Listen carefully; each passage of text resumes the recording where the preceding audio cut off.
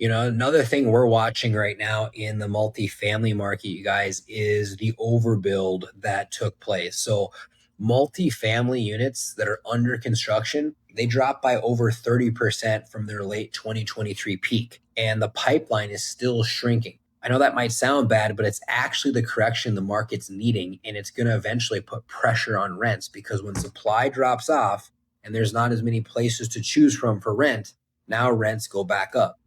So, hey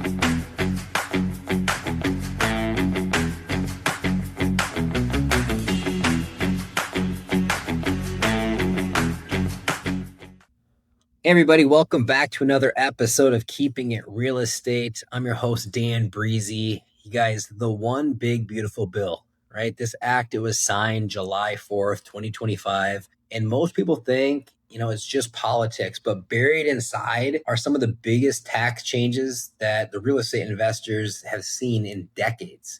And so this isn't theory. The changes, they directly affect how we buy and hold and profit from apartments at Granite Towers. And most investors have no idea. So we own 430 million of assets under management in the apartment world. If you don't know me, I'm a two-time X Games gold medalist, two-time X Games silver medalist. I went from paying 40% in taxes as a professional snowboarder to legally sheltering my income through real estate. And that was from my CPA giving me great advice.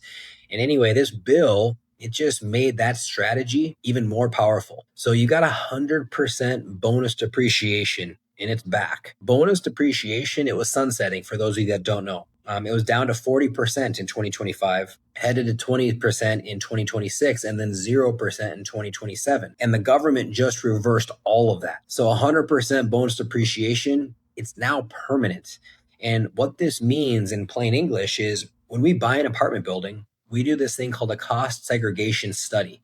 And what that study does is it classifies parts of the building, like things like flooring and cabinetry, landscaping, parking lots.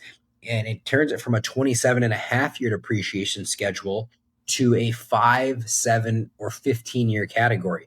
Then we write off 100% of those components in year one. So the real math, let's just take on a $500,000 property. A cost seg study might identify maybe 125,000 in short life assets.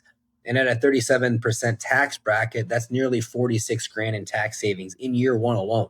You multiply that across our portfolio, and that's how Granite Towers investors shelter income legally. And you guys can be a part of that. There's a part in the tax code called Section 179, and it matters because for value add operators like us, when we renovate a building, new appliances, HVAC systems, fixtures, all of that can be expensed immediately under 179 instead of depreciating it over decades. So between bonus depreciation and Section 179, the tax code is essentially, paying you to improve real estate, and the government wants capital flowing into housing. They're incentivizing it aggressively by creating this tax law. The other piece is the estate tax exemption just jumped to 15 million per person or $30 million per couple. And that's permanently.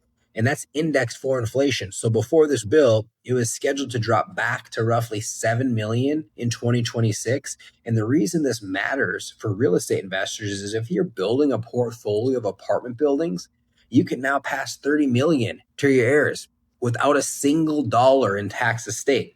You combine that with depreciation, cost segregation, 1031 exchanges, and you're building generational wealth that the government essentially cannot touch. So this is a game that wealthy families have played for decades. And the difference now is the rules just got significantly more favorable. Another thing we're watching right now in the multifamily market, you guys, is the overbuild that took place. So multifamily units that are under construction, they dropped by over 30% from their late 2023 peak, and the pipeline is still shrinking. I know that might sound bad, but it's actually the correction the market's needing, and it's going to eventually put pressure on rents because when supply drops off and there's not as many places to choose from for rent, now rents go back up. So in markets that overbuilt during the pandemic boom, rents are deflating. They're going down.